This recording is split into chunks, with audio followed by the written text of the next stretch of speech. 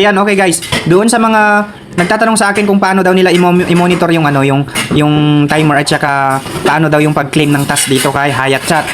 Okay guys, ito yung gawin nyo ha. Pag nasa room kayo, for example, nasa room kayo, nakikita nyo tong gumagalaw na to na pink. Yan tong ginagalaw ko na pink. Yan po yung timer ng application. Kung saan 24 hours po yung counting niyan. So, ibig sabihin, 24 hours po yung pag-monitor nyo dyan. And 2 hours lang naman yung tasking natin dito. So, ibig sabihin, pag example, ngayong sana magtatas na kayo is umupo kayo is 12-4. So, 12-4, 13-4, 14-4. Doon na kayo mag-monitor. Okay? So, 2 oras na yon. 12-4, 13-4, 14-4. Ganon. Ganon yung counting niya dito, yung timer niya guys. Hanggang 24 hours kasi siya. Sa isang araw kasi 24 hours, di ba?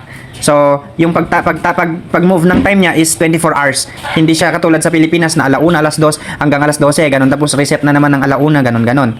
Okay, ganon tayo nasanay. Pero dito kasi sa app is 24 hours hanggang reset time na po yun. So, pag nag-counting kayo, umupo kayo ng 12-5 sana or 12-4, mag-counting kayo 13-4 to 14-4, ganon. So, pag tapos nyo na yon and pwede na kayong mag-exit sa room.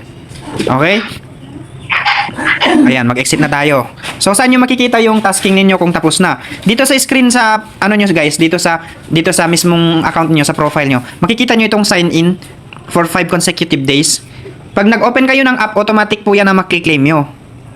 Pag nag-tasking kayo everyday. Then, may makikita kayong reward center dyan. Ayan. May makikita kayo ulit na check-in sa taas. Okay, pindutin nyo yung check-in para ma-claim nyo yung mga rewards dito. Sa 1, 2, 3, day 1, day 2, day 3, day 4, day 5, day 6, ganyan, day 7. Okay, tapos dito sa baba, may makikita kayong daily task, room, rewards, and new host. So, since new pa lang kayo guys, sa new host kayo pumunta. Then, makikita nyo dito, kung nag-check na ito, 20, 20, 20, 20 sa baba, kung nag-check na yung bilog nila, ayan, ng pink. Ibig sabihin, tapos nyo na yung oras. Then, automatic po yan na dito lang mai-stack muna yung mga earnings nyo. Ibig sabihin, hindi pa yan ma-withdraw or ma-claim. After 7 days po kasi yung claiming dito pag new host po kayo.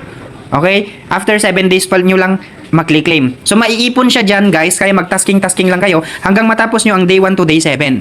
Then, pag natapos nyo na yung day 7, 20,000 coins every day ang makukuha nyo pag tapos nyo na yung 2 hours. Sa baba, tsaka na lang po maglalabas yung claim pag tapos nyo na yung 7 days. Yun lang. Inuulit ko, after 7 days, wala na po kayong task. Ang pwede na lang ibigay sa inyo ng app is 100% na exchange coins. Pag nag-exchange coins kayo, 100% na yon. Okay, kung for example, nag-exchange kayo ng 95,000, 95,000 din yung papasok sa inyo. Pag mag-trade kayo, ganun. So, babawi na lang kayo sa room rebates, etc. Okay? Yan lang po. And hoping na intindihan nyo yung app or yung explanation natin.